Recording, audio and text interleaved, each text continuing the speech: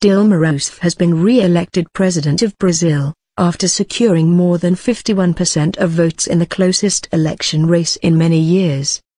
An official count showed her rival, centrist candidate Aecio Neves, taking just over 48% of the vote. In her victory speech, Ms. Rousseff said she wanted to be a much better president than I have been until now. She faced protests last year against corruption, record spending on the Football World Cup and poor services. Ms. Rousseff, who has been in power since 2010, is popular with poor Brazilians thanks to her government's welfare programs. Political reform. But the vote split Latin America's biggest country almost evenly in two, along lines of social class and geography. Ms. Rousseff called on all Brazilians to unite in favor of Brazil's future and said she would seek political reform. This president is open to dialogue. This is the top priority of my second mandate, she told a cheering crowd in the capital, Brasilia. She also thanked her supporters, especially her political mentor and predecessor Luiz Inácio Lula da Silva. I thank from the bottom of my heart our #1 militant, President Lula. Her re-election for a second term extends the rule of her Workers' Party, PT, which came to power in 2002 with President Lula. Analysis, Wire Davis, BBC News, Rio de Janeiro. This has been the tightest of contests, but in re-electing Dilma Rousseff, Brazilians have opted for continuity, backing a system and a party that has brought economic growth and generous welfare programs that have elevated tens of millions of Brazilians out of extreme poverty.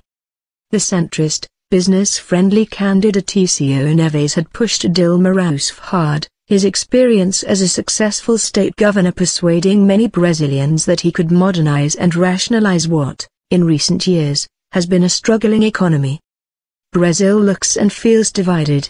Whereas Dilma Rousseff did well in the poorer northern states, her opponent took many of the wealthier and more developed southern parts of Brazil. The challenges facing Dilma Rousseff are huge. International markets are nervous about the high level of government intervention in the economy.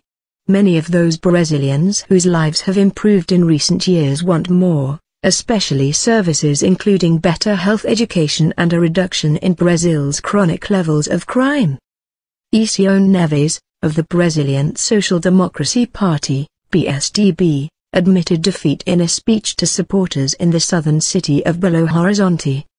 He thanked the more than 50 million Brazilians who voted for him and said he had telephoned the re-elected president. I wished her success in the administration of her next government, and I reaffirmed what I feel should be our greatest priority: to unite Brazil on the basis of an honorable project which dignifies all Brazilians, he said at the rally. Mr. Neves was the governor of the southern swing state of Minas Gerais for 8 years.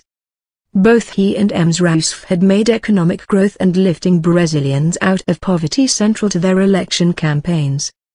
The election came after weeks of intensive campaigning by the two candidates and a presidential race that took a tragic turn after Eduardo Campos, a main opposition candidate, was killed in a plane crash in August.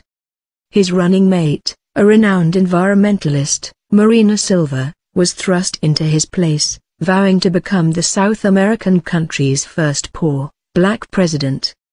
But she came third in the first round after Ms. Rousseff and Mr. Neves secured 41.5% and 33.5% of the vote respectively. As neither candidate got an absolute majority, the election went into a second round.